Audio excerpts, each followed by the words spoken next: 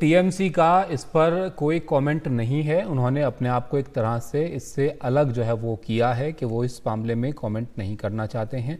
अखिलेश शर्मा हमारे सहयोगी हमारे साथ जुड़ गए हैं। अखिलेश जी, टीएमसी का एक तरह से पल्ला झाड़ लेना महुआ मोइत्रा से, और ये जो है वो डेरेक ओब्रायन की तरफ से कहना कि टीएमसी ने जवाब भी उनसे मांगा है, अब संसदीय आचार समिति की रिपोर्ट आएगी तो उसके बाद फैसला करेंगे, ये क्या दर्शाता है? ये यही दर्शाता है ताबिश की जो टीएमसी की लीडरशिप है उसने इस पूरे मामले को काफी गंभीरता से लिया है। उन्हें लगता है कि इस मामले में छानबीन की जरूरत है और यही कारण है कि अमूमन ऐसा होता है कि इस तरह के मुद्दे पर सरकार को कटघरे में खड़ा करती है टीएमसी, लेकिन इस मुद्दे पर महुआ मोइत्रा के मुद्दे पर उन्होंने महुआ मोइत्रा का साथ नहीं दिया है, न ही उनके पक्ष में कोई एक बयान दिया है। बल्कि आज जिस तरह डेरेक ओब्रायन जो कि राज्यसभा में टीएमसी के संसदीय दल के नेता भी हैं, उन्होंने ये स्पष्ट कर दिया है कि टीएमसी जांच पूरा होने का इंतजार करेगी। यानी जो आचार समिति को ये मामला गया हुआ है जिसकी 26 तारीख को पहली बैठक है, उस समिति की जो भी रिपोर्ट आती है उस रिपोर्ट के आधार पर ही तृणमूल कांग्रेस अपनी आगे की जो कार्रवाई है वो तय करेगी। लेकिन ये बिल्कुल तय हो गया है कि टीएमसी उनके साथ नहीं है और ये बात पहले दिन से समझ में आ रही थी जब उनसे कहा गया था टीएमसी लीडरशिप की ओर से कि वो इस पूरे मामले में अपना पक्ष पार्टी नेतृत्व के सामने रखे और जहां तक कानूनी लड़ाई का सवाल है वो कानूनी लड़ाई वो खुद लड़ सकती है, लेकिन इससे पार्टी जो है वो शामिल नहीं होगी। तो आज जो डेरेक ओब्रायन ने ऑन रिकॉर्ड कहा है, इससे बिल्कुल स्पष्ट हो गया है कि टीएमसी ने एक तरह से उनसे पल्ला झाड़ लिया है।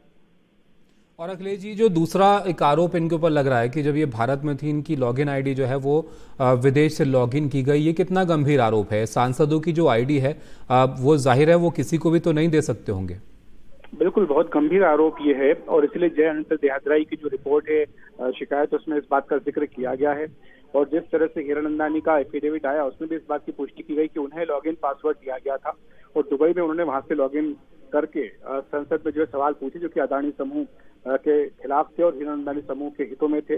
और यही कारण है कि ये मामला काफी गंभीरता से लिया जा रहा है। निशिकांत दुबे जिन्होंने इसकी शिकायत की, उन्होंने आईटी मंत्री को भी इसकी शिकायत की है और कल उन्होंने एक ट्वीट करके दावा किया था कि NIC.in जो कि पूरे एमपीज की और सारी सिक्योरिटी साइबर सिक्योरिटी देखती है, उसने ये पाया है अपने रिपोर्ट में कि जो लॉगिन है वो दुबई से किया गया था। तो दो जो है वो पुष्टि होती है दो तरह से, तो इस तरह से मामला काफी गंभीर हो जाता है।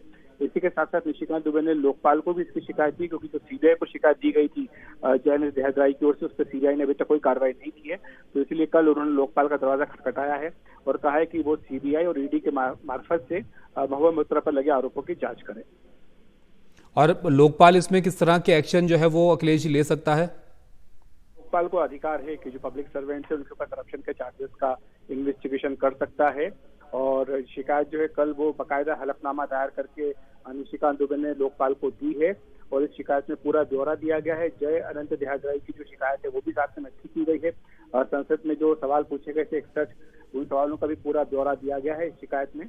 और ये अपील की गई है, लोकपाल से रिक्वेस्ट की गई है कि वो सीबीआई को और ईडी को जांच करने का आदेश दे, क्योंकि निशिकांत दुबे के मुताबिक लोकपाल को यह अधिकार है कि वो जांच एजेंसियों को यह आदेश दे सकता है।